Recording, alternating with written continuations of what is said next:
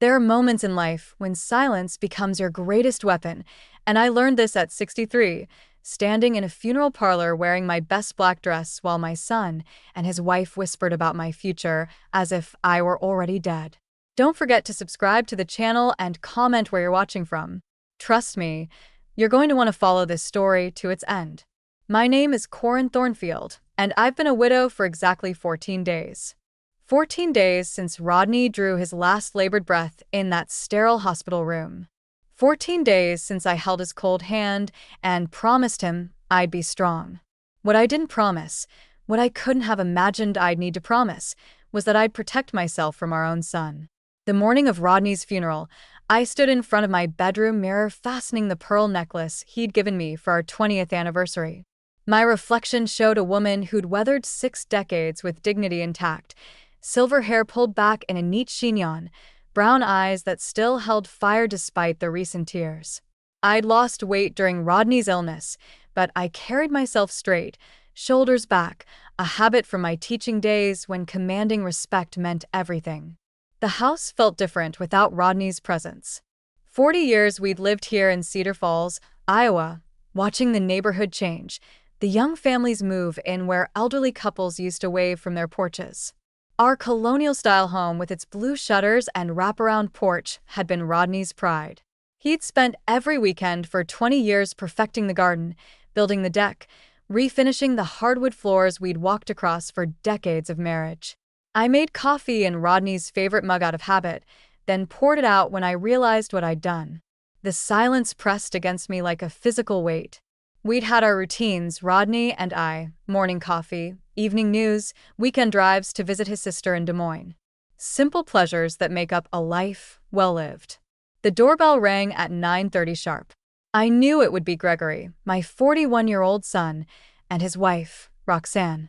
They'd been attentive during Rodney's final weeks, visiting the hospital, helping with arrangements. I'd been grateful then, mistaking their efficiency for compassion. Gregory stood on my doorstep in his charcoal suit, looking every inch the successful insurance adjuster he'd become. He had Rodney's strong jaw, but my brown eyes, though his held none of the warmth I remembered from his childhood. Roxanne stood beside him in a black dress that probably cost more than I used to spend on groceries in a month. She was pretty in that polished way some women achieve in their 30s. Blonde highlights, perfect makeup, manicured nails that never saw real work. "Mom," Gregory said, stepping forward to embrace me. "How are you holding up?" "I'm managing," I replied, breathing in his cologne. When had my little boy started wearing cologne that cost more than Rodney's aftershave? Roxanne kissed my cheek, leaving a faint trace of lipstick. "Karen, you look tired. Are you sleeping?" "As well as can be expected." We drove to the funeral home in Gregory's BMW, me in the back seat like a passenger in my own life. I watched the familiar streets of Cedar Falls pass by, the diner where Rodney and I had our first date, the park where Gregory learned to ride his bicycle, the library where I'd worked for 15 years before Rodney's business took off. The service was small but dignified. Rodney had outlived most of his contemporaries, and Gregory had limited the arrangements to immediate family and a few neighbors. Reverend Collins spoke beautifully about Rodney's dedication to his family and community, about the small construction company he'd built from nothing into something that supported us comfortably for 30 years. What Reverend Collins didn't know, what Gregory and Roxanne didn't know, was that Rodney had been far more successful than any of us had realized. I discovered this 3 days after the funeral when Rodney's lawyer, David Morrison, called to schedule a meeting. David had handled Rodney's business affairs for 20 years, but Rodney had always managed our personal finances himself. "Private meeting," David had specified on the phone. "Just you, Corinne." Rodney's instructions were very clear about that. The meeting was scheduled for the following Tuesday, but Rodney's secrets were already burning in my chest like swallowed fire. The evening after the funeral, Gregory and Roxanne stayed for dinner. I'd made Rodney's favorite pot roast, needing the familiar motions of cooking to keep my hands busy and my mind occupied. We sat at the dining room table where Gregory had done his homework as a boy, where Rodney and I had shared thousands of meals, where I'd served Christmas dinner to our small family every year since Gregory was born. "Mom," Gregory began, cutting his meat with precise movements. "Roxanne and I have been talking." I set down my fork. Something in his tone made my stomach tighten. "We're worried about you," Roxanne added, her voice carrying that particular brand of concern that sounds rehearsed. "Living alone in this big house, managing everything by yourself." "I've been managing just fine for 63 years," I said evenly. Gregory exchanged a look with his wife. "Dad handled all the finances, all the paperwork, the house, the utilities, the insurance. It's a lot for anyone to manage alone. Your father taught me well. But you don't need to struggle through it alone," Roxanne continued. "We've been researching some wonderful assisted living communities. Very nice places, Mom. Gardens, activities, medical staff on site 24 hours a day." The words hit me like cold water. Assisted living? Just to look at, Mom, just to see what's available. Gregory leaned forward, his expression earnest in that way that reminded me of when he was 12 and trying to explain why he'd broken my favorite vase. "There's this place called Sunset Manor about 20 minutes from our house. We could visit every week, take you out for dinner, shopping." I studied their faces across the table. Gregory with his ear. Nest concern Roxanne with her practiced sympathy. Neither of them had asked what I wanted, nor had they suggested I might want to stay in the home Rodney and I had built together. "I'm not ready to give up my independence," I said carefully. "Of course not," Roxanne rushed to assure me. "But think about it. No more worrying about maintenance, no more cooking if you don't want to, no more being alone all the time. And if something happened, if you fell or had a medical emergency." "Nothing's going to happen to me, Mom. You're not getting any younger." Gregory's voice carried a note of impatience I recognized from his teenage years. "Dad's gone, and we're your family now. We just want what's best for you." After they left, I sat in Rodney's recliner, surrounded by 40 years of memories. The family photos on the mantel, the books we'd collected, the throw pillows I'd needlepoint during long winter evenings. This was my life, my history, my home. But it was also something else, something Gregory and Roxanne didn't know. It was my sanctuary, my fortress, my launching pad. I went to Rodney's desk and pulled out the folder David Morrison had asked me to bring to our meeting. Inside were documents Rodney had left for me, documents that would change everything. As I read through Rodney's careful handwriting in his final letter to me, I began to understand that my husband had been preparing for this moment long before his illness. He'd seen something in Gregory and Roxanne that I'd been too loving, too hopeful to recognize. The letter was dated 6 months before his diagnosis. "My dearest Karen, if you're reading this, then I'm gone, and you're alone with decisions I pray you'll never have to make. But knowing our son as I've come to know him these past few years, I suspect you will. Gregory is not the boy we raised. I don't know when he changed or if he was always this way and we were too blind to see it, but he sees you as a burden now, and he sees your inheritance as his right. Roxanne has encouraged this, and together they will try to convince you that you're helpless, that you need their management. You are not helpless. You never have been. The enclosed documents will show you exactly how much your life is worth to them and to you. Use this knowledge wisely. Use it to protect yourself and to teach them what family really means. I love you, Karen. I trust you to do what's right. Forever yours, Rodney." My hands trembled as I set the letter aside and looked at the next document, a summary of accounts and assets that took my breath away. Rodney's construction company hadn't just supported us, it had made us wealthy. The house was paid off and worth $400,000. Rodney had left me 2 cars, his practical Honda and a 1967 Mustang convertible he'd restored in secret, worth $60,000. But it was the bank account that made me grip the arm of his chair. $800,000 in an account with only my name on it. Gregory and Roxanne didn't know any of this. They assumed we lived on Rodney's modest pension and Social Security, that the house carried a mortgage, that I had perhaps $50,000 to my name, enough to make me worth managing, not enough to make me independent. They were wrong on both counts. I folded Rodney's letter carefully and locked it back in the desk drawer with the other documents.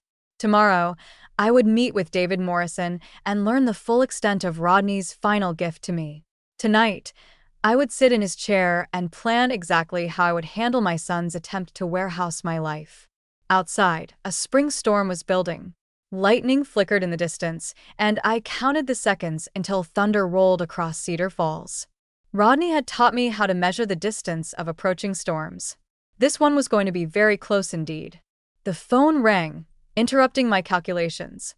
Gregory's voice was warm and solicitous. "Hey, Mom, just wanted to check on you before bed. Roxanne made some calls today about Sunset Manor. They have an opening next month, and they'd love to give us a tour this weekend." I closed my eyes, feeling the weight of Rodney's secrets and the sharp clarity of what lay ahead. "That's very thoughtful of you both," I said quietly. "Let me think about it." "Of course, Mom. Take all the time you need. We just want you to be safe and happy." After I hung up, I sat in the growing darkness, listening to the storm approach. Tomorrow, I would discover exactly how much my freedom was worth. Tomorrow, I would begin to understand the full scope of Rodney's gift and the true nature of my son's intentions. But tonight, for the first time since Rodney's death, I smiled. The storm was coming, but I was no longer defenseless against it. David Morrison's law office occupied the second floor of a brick building on Main Street, the kind of place that had weathered 40 years of small-town changes while maintaining its dignity. I climbed the narrow stairs Tuesday morning, my purse clutched tightly against my side, Rodney's documents secure in a manila envelope. David greeted me with the same gentle professionalism he'd shown during Rodney's illness. At 55, he still wore the wire-rimmed glasses and conservative ties that had made him seem older when Rodney first hired him.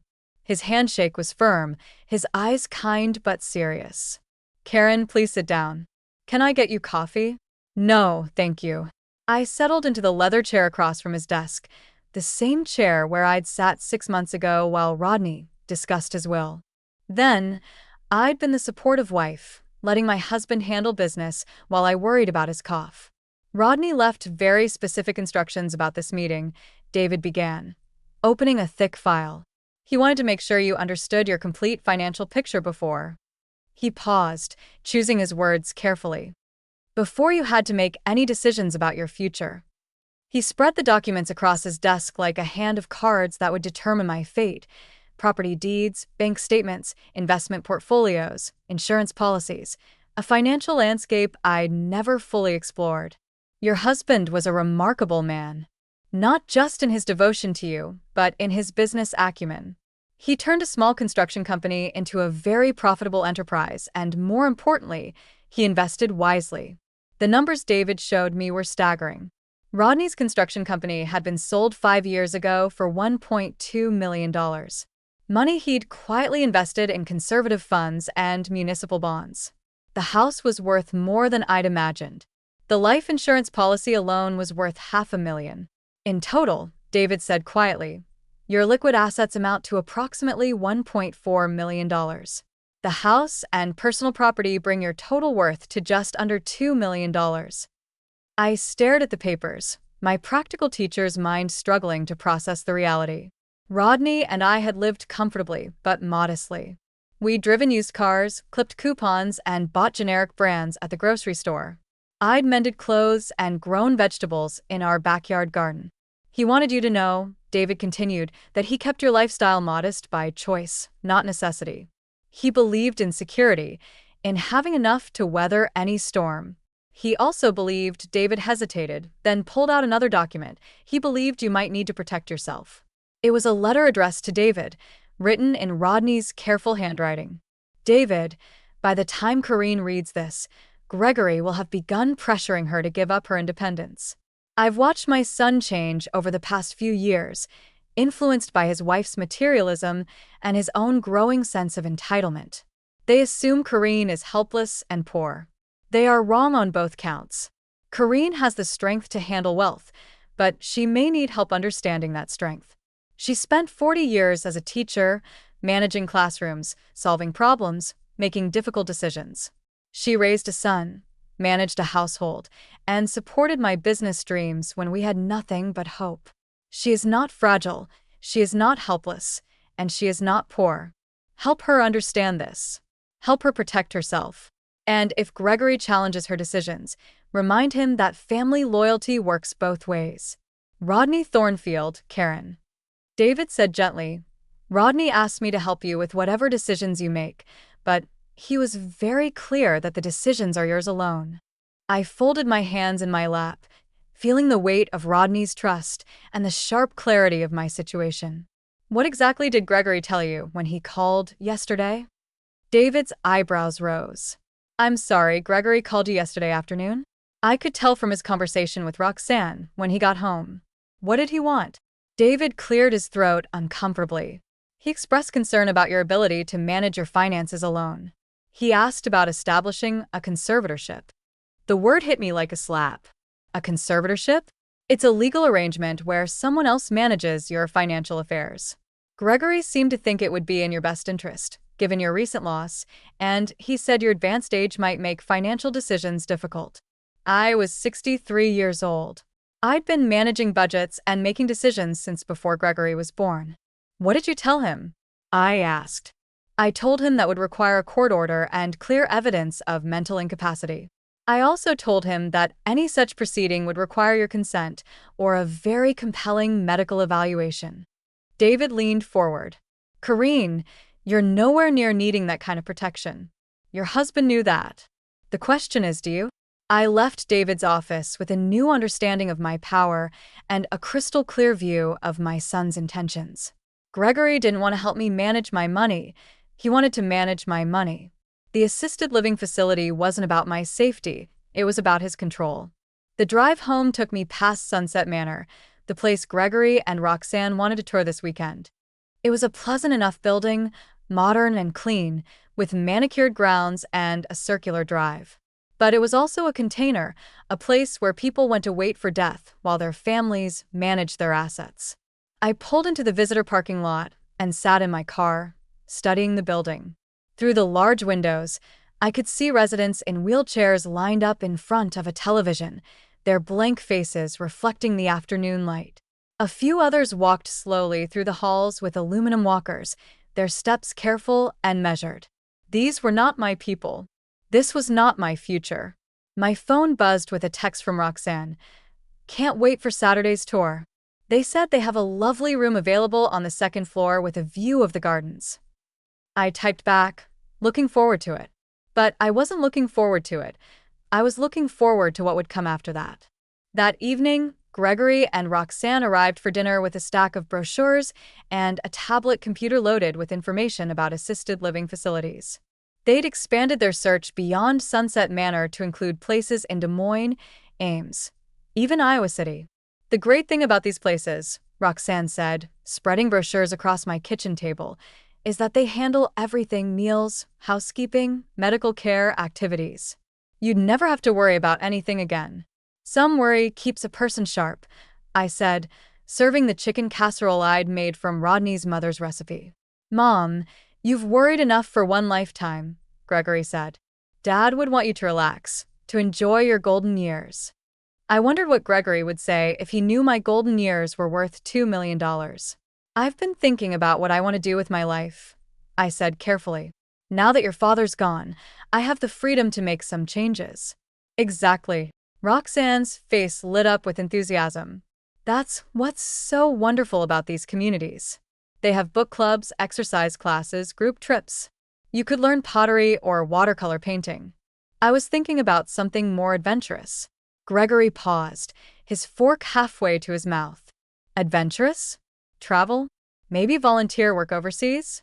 Your father and I always talked about seeing the world, helping people in less fortunate situations. The silence that followed was telling. Gregory and Roxanne exchanged one of their meaningful looks, the kind couples develop when they need to communicate without words. Mom, Gregory said slowly, that sounds wonderful in theory, but be realistic. You're not 25 anymore. International travel is expensive, and volunteer work can be physically demanding. I'm in excellent health for now, Roxanne added. But what if something happened while you were in some remote location? What if you got sick in a foreign country? What if I got sick here in Cedar Falls? That's different. Here you have us. Here you have familiar doctors, people who know you. I nodded thoughtfully as if considering their concerns. You make valid points. Maybe I should start smaller, volunteer locally, take some trips within the United States. That sounds much more reasonable, Gregory said, relief evident in his voice. Of course, I need to sell the house first. Too much space for one person, and the maintenance costs are significant. Another meaningful look passed between them. Actually, Mom, Roxanne said carefully, we've been talking about that too. The housing market isn't great right now. You might want to hold on to the house for a while. Maybe rent it out. Rent it out. Gregory, and I would be happy to manage that for you, she continued. Find reliable tenants, collect rent, handle any problems that come up. It would give you a steady income stream while you're transitioning. Transitioning, such a careful word for what they had planned. That's very generous of you both, I said, but I wouldn't want to burden you with that kind of responsibility. It's not a burden, Mom. We're family. Family. They kept using that word, but I was beginning to understand they didn't know what it meant. After they left, I sat at my computer and began researching international volunteer organizations. Rodney had been right. I wasn't helpless. I'd managed a classroom full of teenagers for 15 years, balanced budgets when money was tight, organized community fundraisers, and served on the school board. I'd run a household, raised a son, and supported my husband's dreams. I was perfectly capable of managing my own life.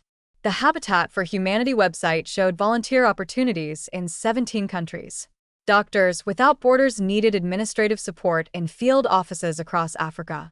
The Peace Corps had programs for older volunteers with professional experience. I bookmarked a dozen opportunities and began filling out preliminary applications. If Gregory and Roxanne wanted to play games with my future, I would show them exactly how high the stakes really were. My phone rang at 10:30. Gregory's voice was casual, but I could hear the underlying tension. Hey, Mom. Roxanne had a thought. Maybe we should schedule that financial planning meeting she mentioned. You know, get a clear picture of your resources before you make any big decisions. What kind of big decisions? Well, you mentioned travel, volunteer work. Those things can be expensive, and we want to make sure you have enough money to last. I see. David Morrison could probably recommend a good financial advisor, someone who specializes in retirement planning. I almost laughed. Gregory had no idea that David Morrison was already very familiar with my financial situation. That's thoughtful of you to be concerned about my future. Of course we're concerned. We love you, Mom. Love, another word they used without understanding its meaning. I'll think about it, I said. Good. And Mom, maybe hold off on any major commitments until we get a better handle on things, just to be safe. After I hung up, I opened Rodney's desk drawer and pulled out his letter again, reading his words. I could hear his voice, feel his presence in the quiet house we'd shared for 40 years. You are not helpless. You never have been. Rodney had seen this coming. He'd prepared for it, trusted me to handle it, given me the tools I would need. Tomorrow, I would call 3 of the organizations I'd researched. I would schedule interviews, submit applications, and begin the process of reclaiming my life. But tonight, I would plan exactly how to handle Saturday's tour of Sunset Manor. Gregory and Roxanne were about to learn that their careful manipulation had one fatal flaw. They'd underestimated the woman they were trying to control. I pulled out a notepad and began writing a list, not a list of things I needed to pack for assisted living, but a list of questions I would ask during our tour. Questions about costs, about financial requirements, about what happened when residents could no longer afford the monthly fees. Questions that would reveal exactly what Gregory and Roxanne really knew about my financial situation. Questions that would begin my education in the art of strategic revenge. Outside, another spring storm was building, but this time I wasn't counting the distance between lightning and thunder. This time, I was the storm. Saturday morning arrived with a kind of crisp Iowa sunshine that makes even difficult conversations seem possible. I dressed carefully for our tour of Sunset Manor, a navy cardigan Rodney had complimented, comfortable walking shoes, and the small gold cross necklace my mother had given me. I wanted to look like exactly what Gregory and Roxanne expected, a recently widowed woman in need of guidance.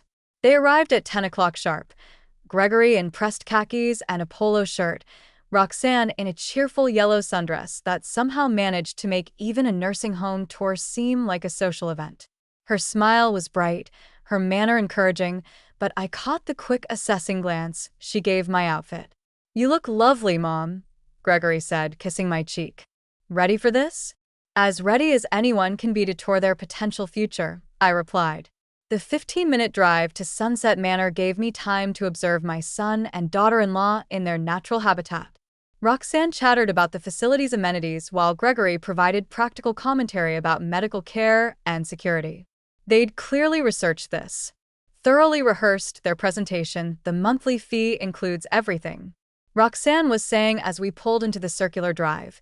Meals, housekeeping, activities, basic medical care.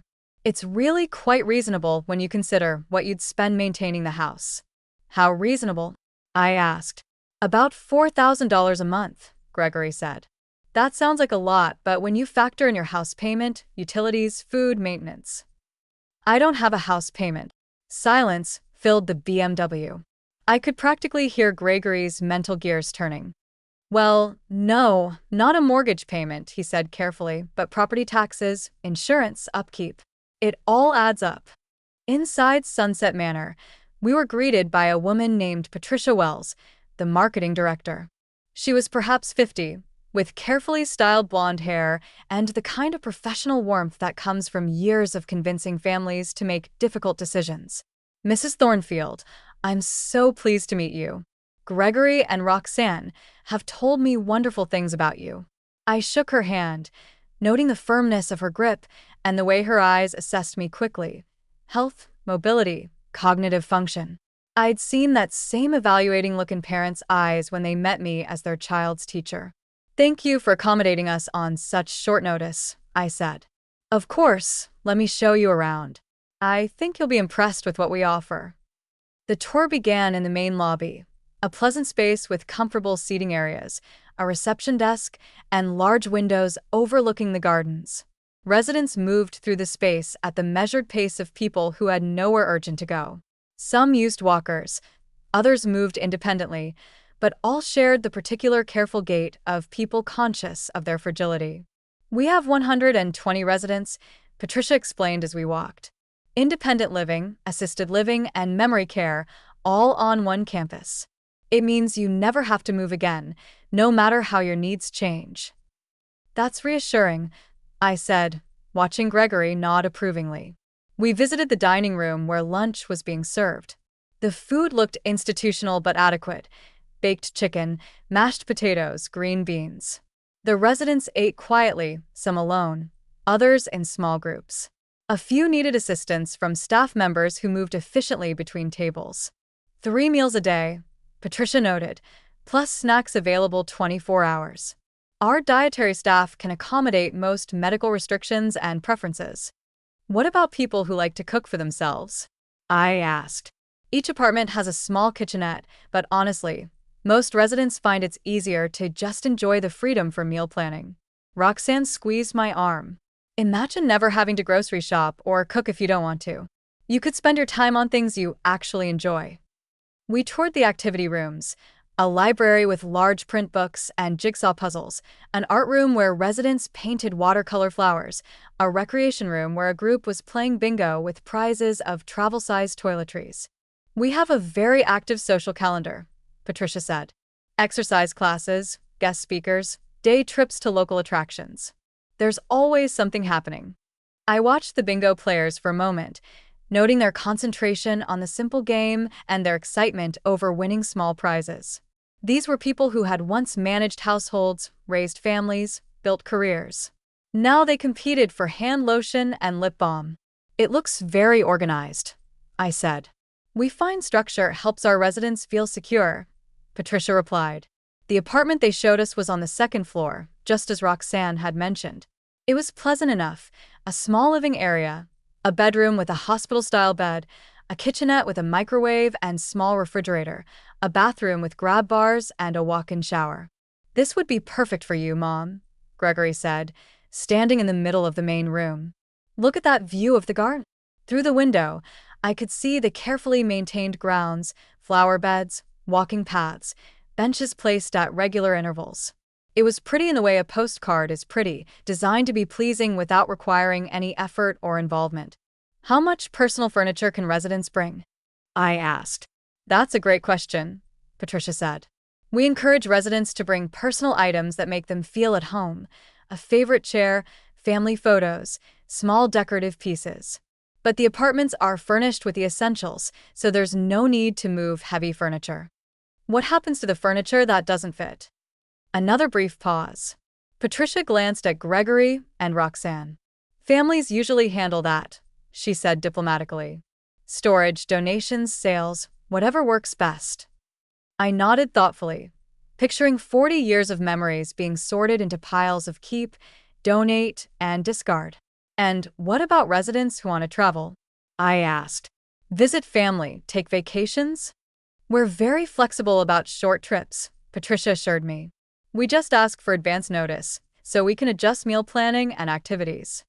What about longer trips, a month or two? Patricia's smile became a bit fixed.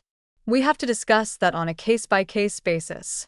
The monthly fee continues, regardless, of course, and we'd need to make sure your apartment remained available. So, I'd pay $4,000 a month even if I wasn't here? Think of it as maintaining your home base, Roxanne interjected quickly.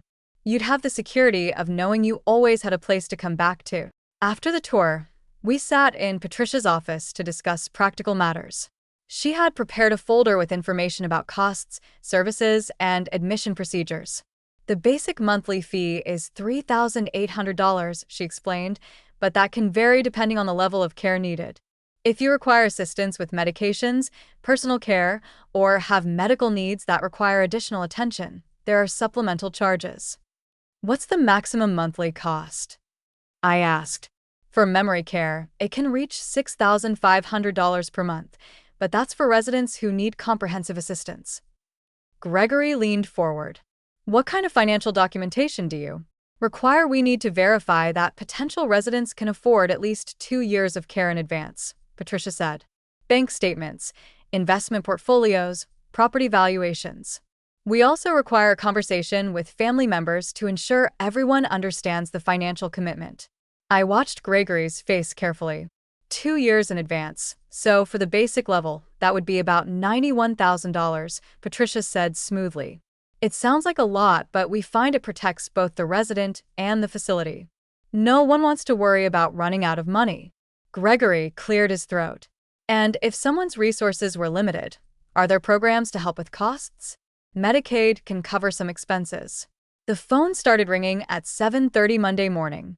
I was in Rodney's garden, pulling weeds from the flower beds and enjoying the morning sun on my face when I heard Gregory's ringtone through the open kitchen window. I let it go to voicemail. He called again at 8:15, then again at 9. By the time I came inside to wash my hands, there were 4 missed calls and 2 text messages. The desperation in his electronic persistence made me smile. I poured myself a cup of coffee and listened to his messages. Mom, got your letter. Can you call me back?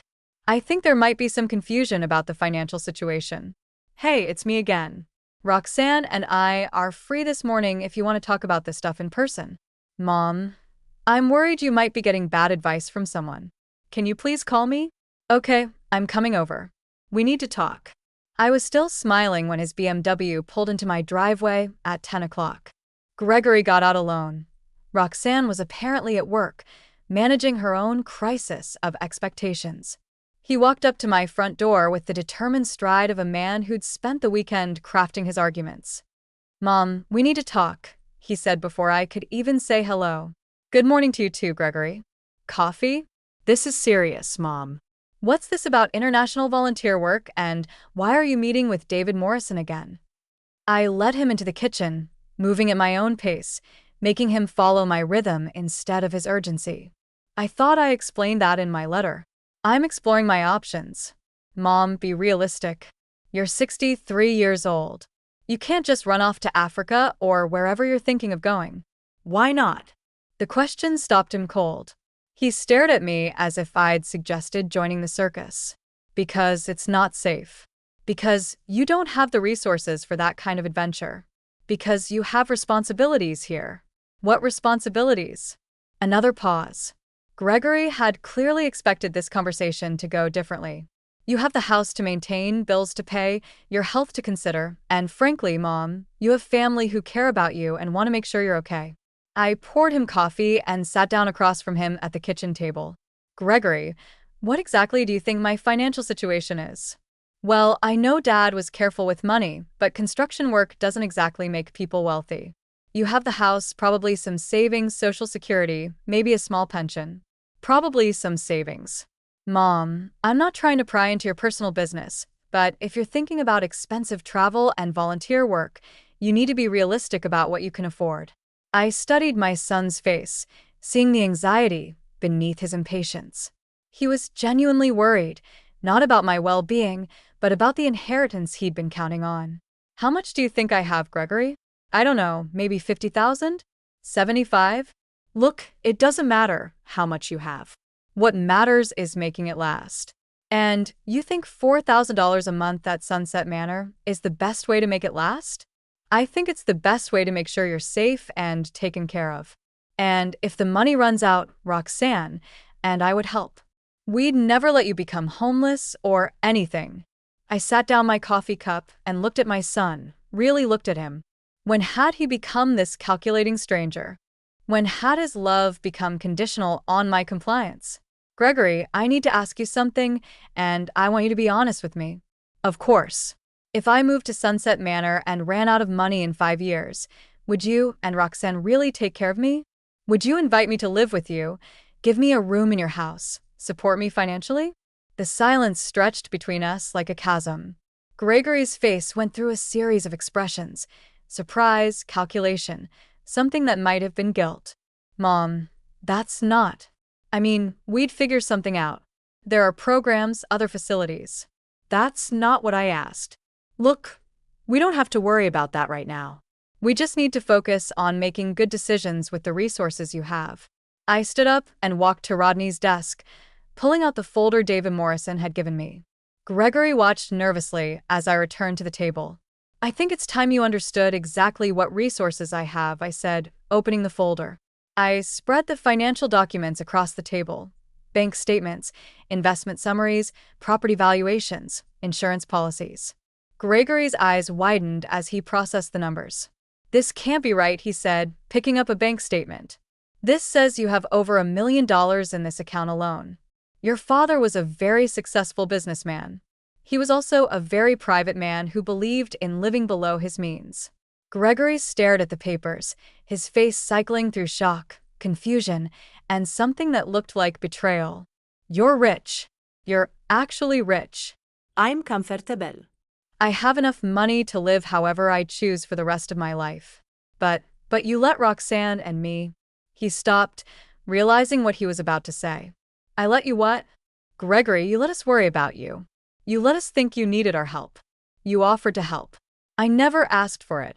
But you knew what we were thinking. You knew we were trying to find ways to take care of you. I leaned back in my chair, feeling the weight of this moment. Gregory, tell me honestly, if you'd known about this money, would you still have suggested?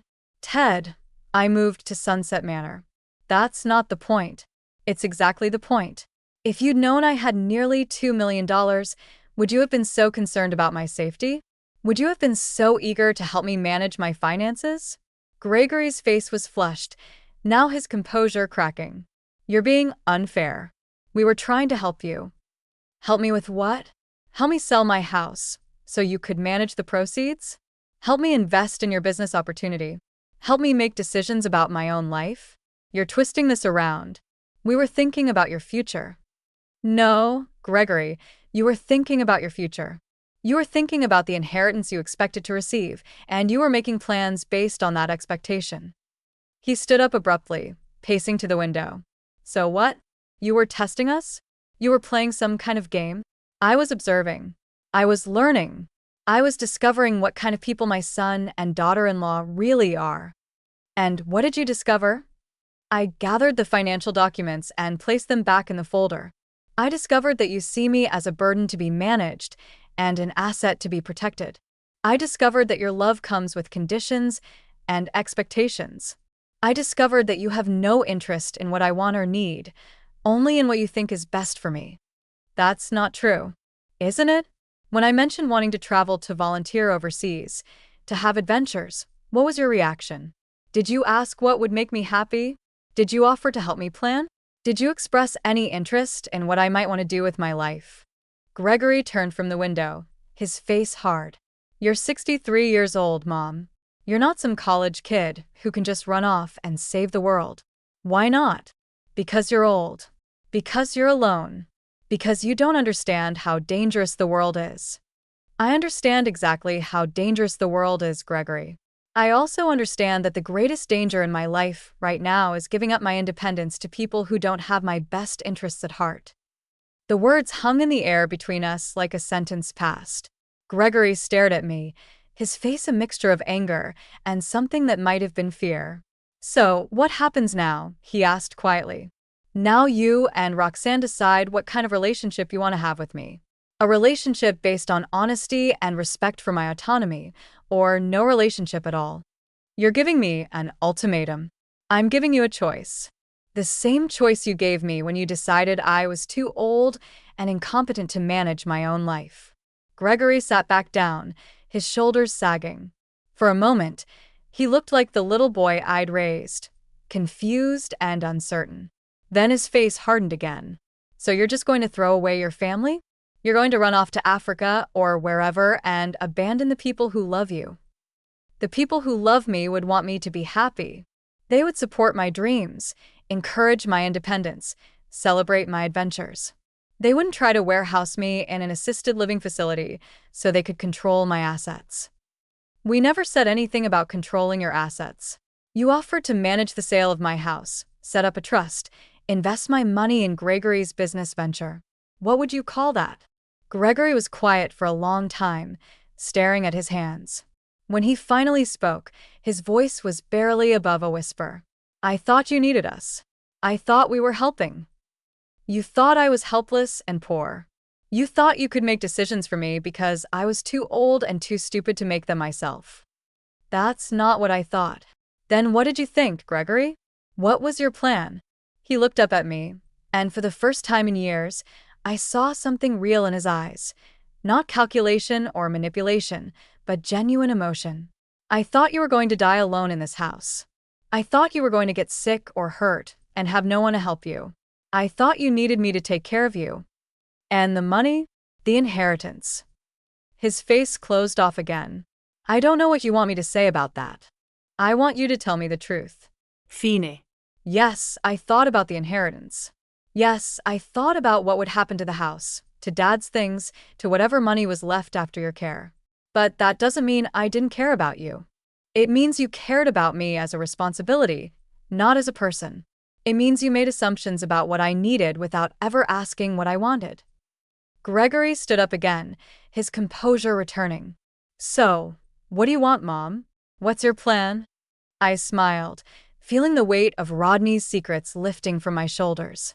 I want to live. I want to travel. I want to help people who need help. I want to use my remaining years to make a difference in the world.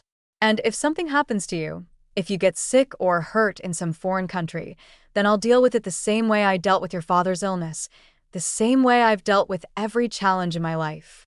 And us? What about Roxanne and me? That depends on you. If you can accept that I'm an independent woman with my own plans and dreams, then you'll always be welcome in my life. If you can't, I shrugged. Then you'll have to live with the consequences of your choices. Gregory walked to the door, then turned back. Mom, I'm sorry if we handled this wrong, but we really were trying to help. I know you were, Gregory. That's what makes it so sad. After he left, I sat in the quiet kitchen, surrounded by the evidence of my husband's love and my son's betrayal. The documents spread across the table represented more than financial security. They represented freedom, possibility, the chance to become someone new. I picked up my phone and called David Morrison. David, it's Karen. I'm ready to start making some changes. What kind of changes? I want to set up a trust for my overseas volunteer work. I want to explore tax implications for extended international travel, and I want to make sure my will clearly reflects my intentions. And Gregory? Have you talked to him about your plans? I looked out the window. Now at Rodney's garden, where spring was painting the world in shades of green and gold, Gregory has made his choice. David, now it's time for me to make mine. The war was over. I had won, but the victory felt hollow, tainted by the cost of learning who my son really was. Tomorrow, I would begin planning my new life. Tonight, I would mourn the loss of the family I thought I had. 6 months later, I stood in the red dust of a Ghanaian village, watching the sun set over the construction site where my Habitat for Humanity team had just finished building a home for a family of 7. My hands were dirty, my clothes stained with sweat and paint, my silver hair escaping from under a baseball cap that read, Iowa Hawkeyes. I had never felt more alive. The WhatsApp message on my phone buzzed insistently, Gregory again. I'd received dozens of messages over the past 6 months. Angry, pleading, manipulative, and finally, desperately apologetic. I glanced at the screen. Mom, Roxanne's pregnant. We're going to need your help. Please come home. I turned off the phone and slipped it into my pocket. The irony wasn't lost on me. Now that they had real financial pressures, now that they faced the actual costs of raising a child, suddenly they remembered they had a wealthy mother. Mrs. Karen called Wayne, a 10-year-old boy who'd appointed himself my translator and guide. Come see. The family wants to thank you again. I walked over to where the OC family stood in front of their new home, a simple concrete block structure with a tin roof, 3 rooms, and running water. Akojua, the mother, took my hands and spoke in rapid Twi while her husband, Emmanuel, translated. She says, "You are a blessing from God." She says her children will pray for you every day. I looked at the 3 children, ages 4, 7, and 10, who would now have a safe place to sleep, a clean place to study, protection from the rainy season floods that had destroyed their previous home. This was what wealth was for. This was what my inheritance meant. Tell her it's my honor to help, I said, accepting the small carved wooden elephant Akojua pressed into my hands. That evening, I sat on the veranda of the volunteer guest house, typing on my laptop. The internet connection was spotty, but I managed to send my weekly blog post to the website I'd started, Adventures in Wisdom. One woman's journey from grief to purpose. The blog had gained a surprising following. Other widows and widowers looking for inspiration, adult children dealing with aging parents, people of all ages questioning their life choices. I'd become an accidental advocate for late-life reinvention. Week 24 in Ghana. Today we completed our 8th house. 8 families now have safe, clean homes where their children can thrive. 8 families have hope where they once had desperation. But I'm not writing to tell you about them. I'm writing to tell you about me. 6 months ago, I was a widow facing the choice between independence and security. My family offered me security, a safe place to live, people to manage my affairs, protection from the uncertainties of life. All I had to give up was my autonomy, my dreams, and my right to choose my own path. Il chose differently. I chose uncertainty over security, adventure over safety, purpose over comfort. Some of you have written to ask if I'm angry at my son. The answer is complicated. I'm not angry. Anger is exhausting, and I don't have time for it. I'm disappointed. I'm sad, but I'm not angry. What I am is free. Free to wake up each morning and choose how to spend my day. Free to use my resources to make a difference. Free to discover parts of myself I never knew existed. At 63, I'm stronger than I was at 30. I'm more confident than I was at 40. I'm more purposeful than I was at 50. Age is not a prison sentence. Widowhood is not a death sentence. Family obligation is not a life sentence. You are never too old to start over. You are never too set in your ways to change. You are never too far from shore to chart a new course. Next week, I fly to Kenya to begin a 3-month assignment with Doctors Without Borders. I'll be managing logistics for a mobile clinic that serves remote villages. It's challenging work, but it's work that matters. After that, I'm considering an offer to teach English in Vietnam. At 64, I'll be the oldest volunteer in the program. I can't wait. The security my family offered me was an illusion. The only real security is knowing you can take care of yourself, that you have the resources and the courage to face whatever comes. I have both now. I have the financial resources my husband left me, and I have the courage I found in myself.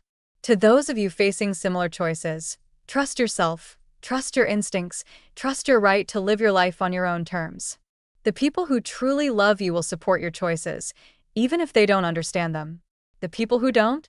Well, their opinion doesn't matter as much as you think it does. From Ghana, with love and hope, Corin. I posted the blog entry and closed my laptop. My phone buzzed with another message from Gregory, but I ignored it. Tomorrow, I would fly to Accra, then to Nairobi, then to a small village in northern Kenya, where people needed medical care more than they needed my family drama. The stars over Ghana were spectacular, unpolluted by city lights. I sat in the darkness, thinking about Rodney, about the gift he'd given me, about the life I'd built from the ashes of his death. Rodney had known, somehow, he'd seen what I couldn't see, that Gregory and Roxanne would try to control me, would try to make me into a burden to be managed rather than a person to be loved. He'd given me the tools to fight back, to choose my own path. My phone rang. Not Gregory this time, but an unknown number with a Cedar Falls area code. Hello, Mrs. Thornfield? This is Patricia Wells from Sunset Manor. I'm calling about your son. I sat up straighter.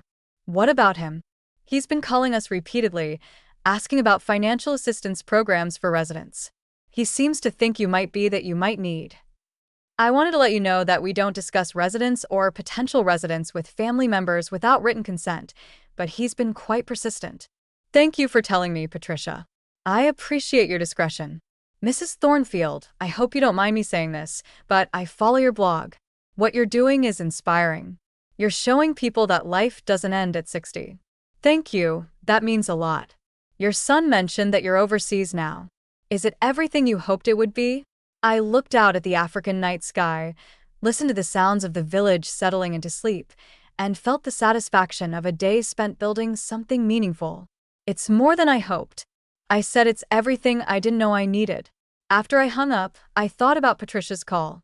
Gregory was still trying to control the narrative, still trying to create a crisis that would justify his intervention. The thought of him calling assisted living facilities, painting me as a confused old woman who needed rescue, would have horrified me 6 months ago. Now, it just seemed pathetic. I opened my laptop and began typing a new email. Dear Gregory and Roxanne, congratulations on your pregnancy. I'm sure you'll be wonderful parents. I received your messages about needing help. I understand that babies are expensive and that you're concerned about the future, but I need you to understand something. I am not your financial backup plan. I am a 63-year-old woman living exactly the life I choose to live. I am healthy, happy, and productive. I am using my resources to help people who need help, to make a difference in places where difference is desperately needed. I am not lost. I am not confused. I am not in need of rescue. I am free. If you want a relationship with me, it will be on terms of mutual respect and understanding. You will not attempt to manage my life, control my finances, or make decisions for me. You will not call assisted living facilities on my behalf. You will not spread stories about my mental capacity or my ability to take care of myself. If you can accept these terms, you are welcome to contact me. If you cannot, then I wish you well and hope you find the strength to solve your own problems without depending on others. I love you both, but I love myself more. Korean PS. I'm changing my will. The house will be donated to Habitat for Humanity upon my death. My liquid assets will be divided between Doctors Without Borders, the Peace Corps, and a scholarship fund for late-life career changers. I wanted you to know so you can plan accordingly. I sent the email and closed my laptop. The lie about the will was strategic. Let them think their inheritance was gone. Let them face the reality of supporting themselves without my money as a safety net. In truth, I hadn't decided what to do with my estate, but I had decided one thing. Whatever I left behind would go to people who saw value in what I was trying to do, not to people who saw me as a problem to be solved. The next morning, I packed my bags for Kenya. 6 months in Ghana had taught me that I was capable of more than I'd ever imagined. I could adapt to new cultures, learn new languages, and solve problems I'd never encountered before. I could be useful, valuable, important, not because of what I owned, but because of what I could contribute. As the plane lifted off from Accra, I thought about the woman I'd been 6 months ago, grieving, uncertain, vulnerable to other people's manipulation. That woman was gone, replaced by someone I barely recognized but deeply admired. At the airport in Nairobi, I checked my phone for the first time in 24 hours. There were 17 missed calls from Gregory, 6 from Roxanne, and 1 email from David Morrison. Curran, I've been contacted by Gregory regarding your mental capacity and your ability to manage your affairs. I want you to know that I refuse to discuss your situation with him and that I consider you to be of sound mind and fully capable of making your own decisions. However, I thought you should know that he's considering legal action to establish a conservatorship. Please call me when you have a chance. Best regards, David. I stared at the email, feeling something I hadn't felt in months. Anger. Not the hot, impulsive anger of the moment, but the cold, strategic anger of someone who's been pushed too far. Gregory wanted to declare me incompetent. He wanted to take control of my life through legal manipulation. I opened my laptop and began typing a new blog post, my final gift to my son. Some of you have asked what I would do if my family tried to force me back into the life I left behind. Today, I found out my son is attempting to have me declared mentally incompetent so he can control my financial affairs. He's calling it concern for my welfare. I call it what it is, theft. But I'm not writing to complain. I'm writing to thank him. His actions have clarified something I've been struggling with for months: what to do with my inheritance. I came to Africa to find purpose. I found it. I came to find meaning. I found it. I came to find freedom. I found it. But I also found clarity. My son sees my money as his birthright. He sees my independence as a threat to his inheritance. He sees my happiness as irrelevant to his needs. He's right about one thing: my money is going to help people, just not the people he thinks. I'm 73 years old. I have 20 good years left, maybe more. I intend to spend every one of them working, traveling, learning, contributing. And when I die, every penny I have will go to organizations that help people become who they're meant to be. My son wanted my money. Instead, he's going to get a lesson in consequences. The greatest gift you can give your children is not your wealth, it's your example. I hope my son learns from mine. From Kenya, with love and liberation, Karen. I posted the blog entry and turned off my laptop. Tomorrow, I would call David Morrison and make the changes to my will official. Tonight, I would sleep under the African stars. The meaning of the life I'd built from the ashes of the one I'd left behind. Outside my window, the sounds of Nairobi settled into evening quiet. Somewhere in Iowa, Gregory was probably planning his next move, strategizing with Roxanne about how to control a woman who'd already escaped his reach. Let him plan, let him scheme, let him discover that the woman he'd tried to warehouse was stronger, smarter, and more determined than he'd ever imagined. I was Corin Thornfield, and I was finally completely, gloriously free. The war was over. I had won, and the victory was sweeter than I'd ever imagined it could be. That's my story. That's how I learned that the greatest inheritance isn't money. It's the courage to live life on your own terms. If you're facing a similar situation, remember you are stronger than you think, more capable than they believe, and more valuable than they know. Don't forget to subscribe to the channel and comment where you're watching from, and remember, it's never too late to start over.